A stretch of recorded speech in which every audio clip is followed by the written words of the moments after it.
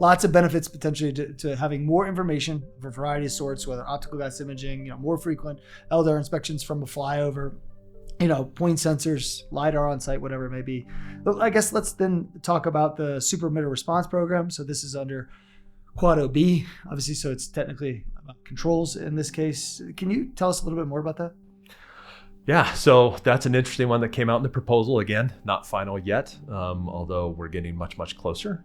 That really addresses super emitter responses for operators. So an approved technology, it's going to be aerial, it's going to be satellite most likely. It could also be mobile devices. If it detects an event greater than 100 kilograms per hour, and it's an authorized company to do that, an authorized third party by the EPA or a regulatory agency, then that can get reported. One, the operator will get notified. Two, the EPA will get notified, and that will go on an EPA website. So there'll be public visibility to any of these events that exceed that 100 kilograms an hour. And then it triggers a pretty quick response from the operator as well. They need to have an initial root cause done within the first 5 days and start an action within 10 days to try and repair that. So these are pretty high emission events. And you notice I said 100 kilograms an hour as well. That ties directly to the other large release event. So it's also going to go under your Subpart W report. So they're linked, even though they're slightly a little bit different. The SERP, or Supplemental Response Program, Super Emitter Response Program, is really addressed towards leak detection, right? So it falls under Quad OB, a new source performance standard, to address those leaks and make sure they're captured or found and then repaired as quickly as possible.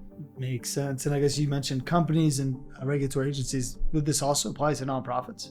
Yeah, I think a nonprofit could as well. If they had satellites or an aerial detection that could pick up that kind of an event, then absolutely, as long as they are approved by the EPA to report that and they meet those standards, then yes, it could be a nonprofit as well. So what I'm hearing you say is all these Super Emitter Response Program emissions that are found will also be subject to other large release events. So there'll be dollars and cents tied to it. But in addition to that, you're going to appear on an API website with every single one of these events listed. So you want to find it quickly, obviously to lower your overall liability under the other large release events, but also to stay off that website.